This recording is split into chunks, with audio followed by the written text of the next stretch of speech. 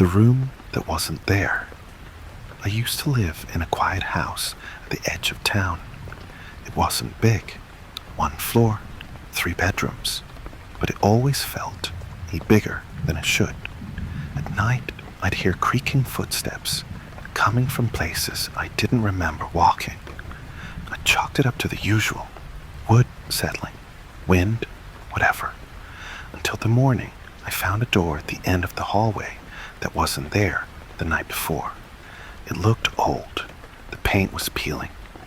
The brass knob was ice cold.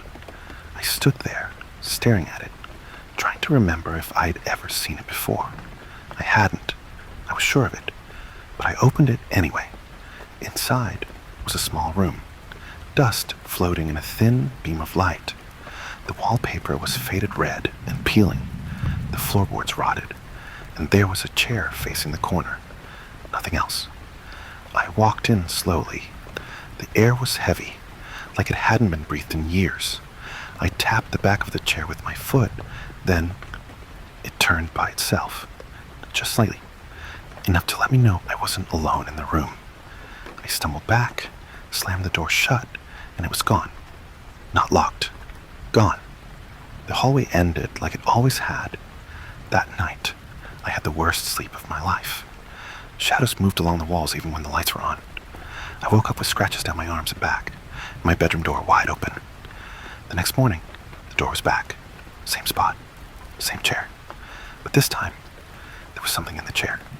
It looked like a man, but too still, too thin. I could barely make out the outline of his sunken eyes watching me. I slammed the door again. I called a friend. He came over, skeptical, thinking I was messing with him. But when I showed him the hallway, the door was gone again. He laughed, but before he left, he went pale. He said, "Why do you have that weird room at the end?" It looked like someone was just sitting there. I never told him anything about the chair.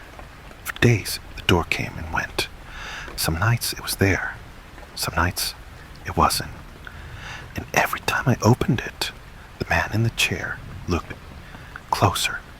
One night, I tried to lock myself in my room. I thought maybe if I ignored it, it would go away. But I woke up in the chair, facing the corner. I couldn't move, couldn't speak. I could only hear footsteps behind me, slow and heavy, pacing back and forth. When they stopped, I felt breath against my ear. It whispered, "This room belongs to me, the man who watched windows." It started in late October. Residents in the small town of Fairpine began reporting strange sightings. Always the same. A tall, pale man with sunken eyes, standing outside their house at night, staring in through the windows. He never knocked, never spoke, just stood there, unmoving, even in the rain. At first, the police chalked it up to a prank, or maybe someone with a mental illness. But then the disappearances began. First, it was a woman on the edge of town. Her kitchen window was smashed from the inside. No signs of forced entry, no prints, just her half-eaten dinner on the table, and a trail of muddy footprints leading to the woods. A week later, a teenager vanished. His parents found every window in the house wide open, even though they swore they'd locked them all. On the wall above his bed, scratched into the paint with fingernails, were the words, "You look back." Rumors spread. People covered their windows. Some moved away. But the sightings continued. Always the same figure. Always watching. One man set up a camera, hoping to catch the intruder. He disappeared the next day.